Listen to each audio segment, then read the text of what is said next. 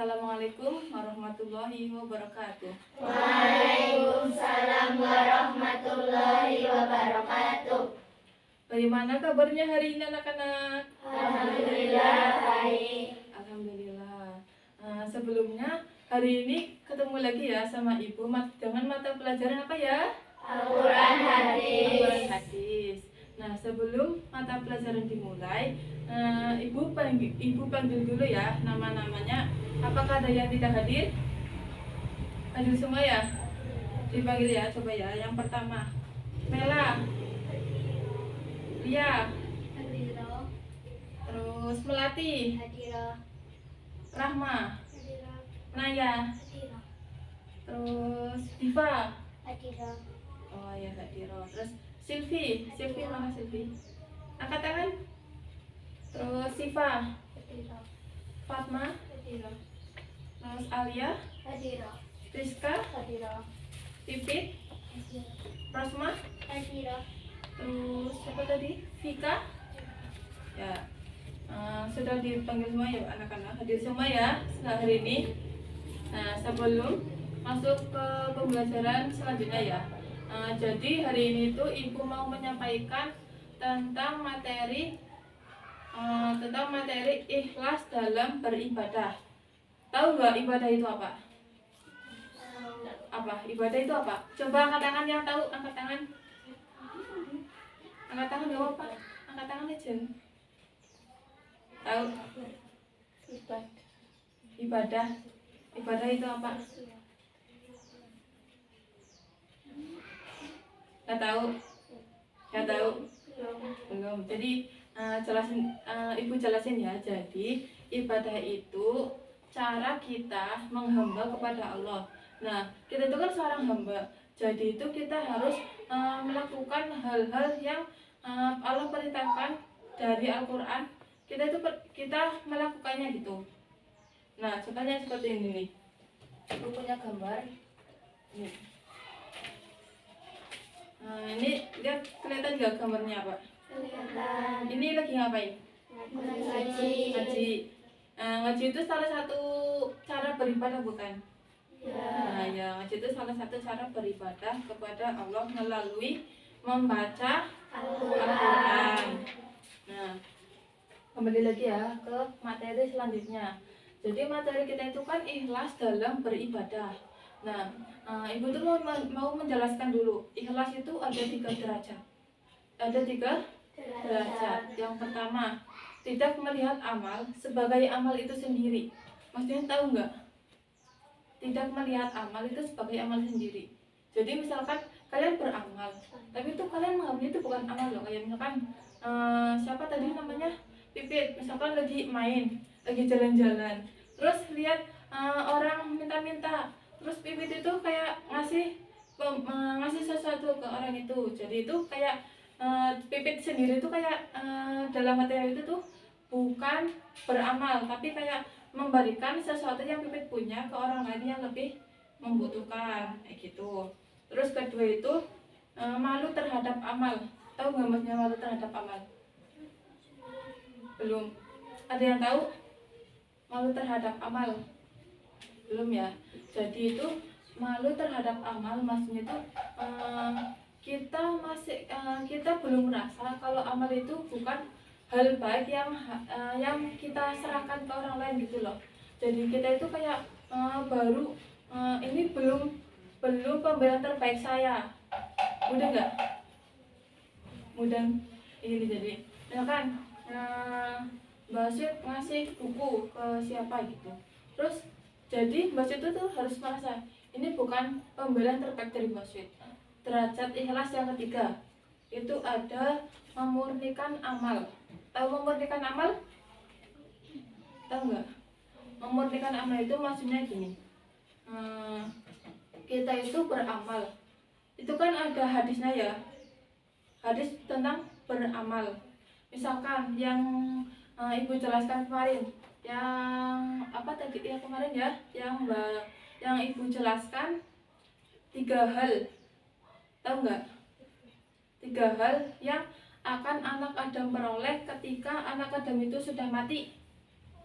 Tahu nggak? yang sudah pernah dijelaskan? Ada yang tahu?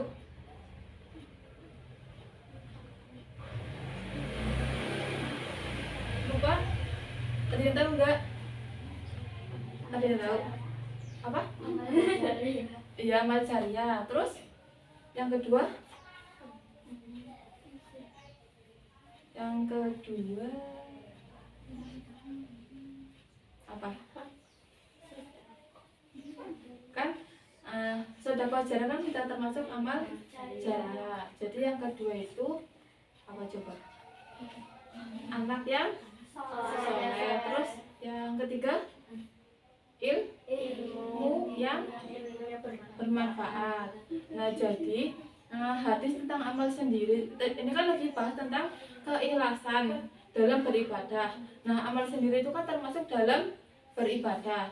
Jadi hadisnya itu salah satu hadis yang lumayan populer ya. Jadi itu ketika seorang anak Adam mati, itu terputuslah semua amal ibadahnya kecuali 3 perkara. Yang pertama amal jariah, yang kedua anak-anak soleh, yang ketiga ilmu yang bermanfaat.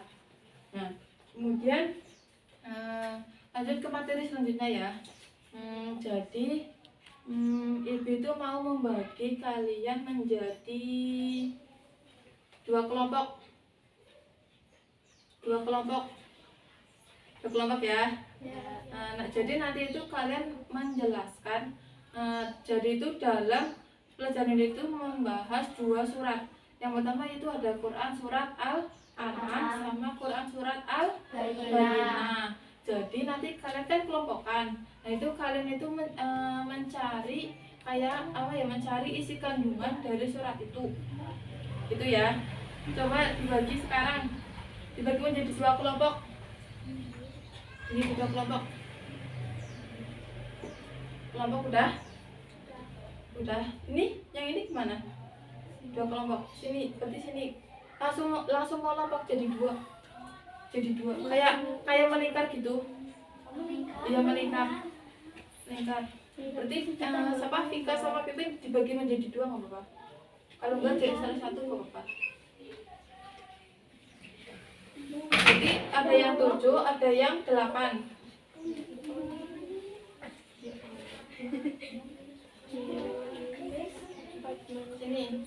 Sini kesini kan nggak apa-apa, kesini ya.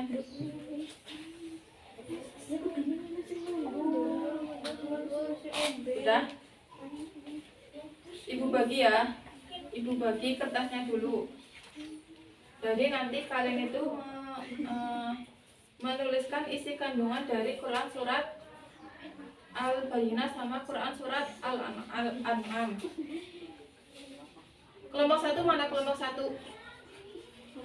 Kelompok 1. Terus ini kelompok 2.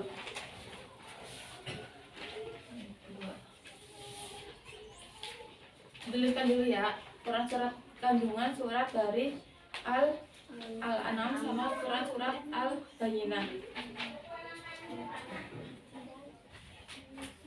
Ya, udah ditulis? Udah ditulis? Udah semua ya? Udah semua.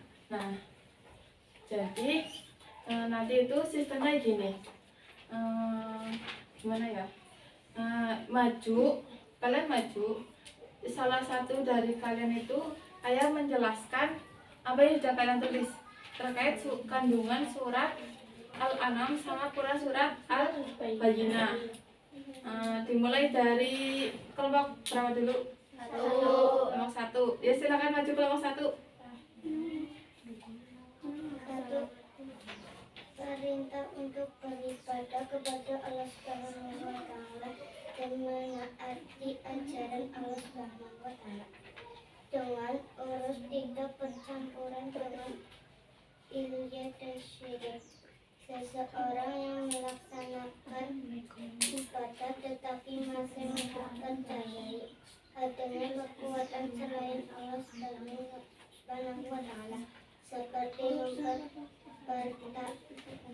mempercayai ada benda-benda yang dianggap keramat, maka orang tersebut dikatakan muslim. 2. Sebagai seorang muslim, wajib hukumnya untuk mendirikan sholat 5 waktu dalam sehari malam. Sholat ini sangat besar artinya karena merupakan tiang agama atau dan ibadah yang pertama dihisab di akhirat. 3. Perintah untuk menunaikan zakat. Oleh karena itu dalam setiap harta ada hak Allah Subhanahu wa Ta'ala yang harus dikeluarkan untuk orang yang berhak menerimanya. Zakat berfungsi untuk menyucikan harta dan menumbuh kebanggaannya. Sudah Mbak Diva? Silakan duduk kembali. Yuk, tulisannya kelompok 2, Quran surat Al-An'am. Silakan Mbak. Kalau misalkan temannya lagi menjelaskan, diperhatikan ya anak-anak. Ya, Bu. Ya, silakan Mbak. Assalamualaikum warahmatullahi wabarakatuh. Isi kandungan Quran surat Al-An'am. 1.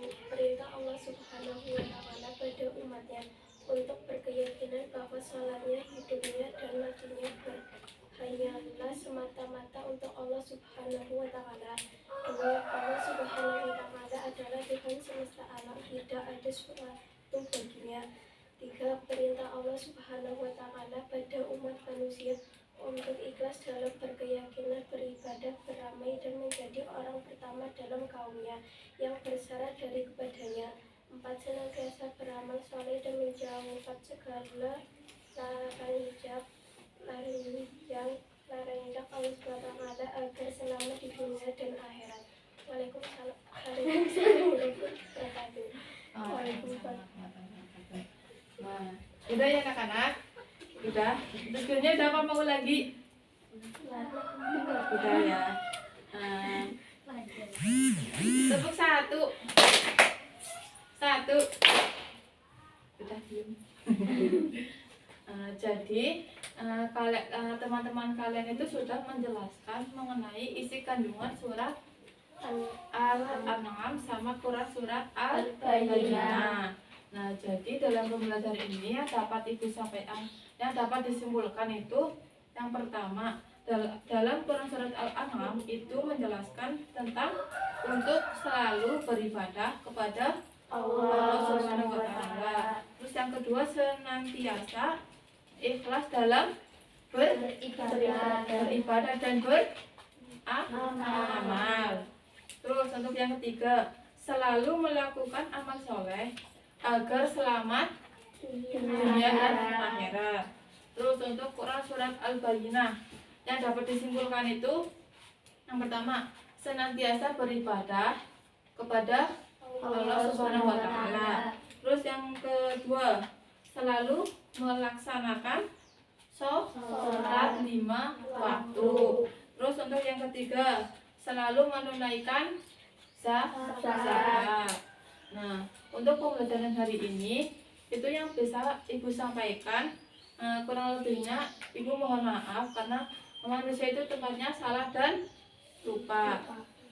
Untuk pembelajaran hari ini terima kasih. Sebelumnya itu berdoa mengucapkan alhamdulillah bareng-bareng. Alhamdulillahirabbil alamin. Kurang lebihnya, assalamualaikum warahmatullahi wabarakatuh.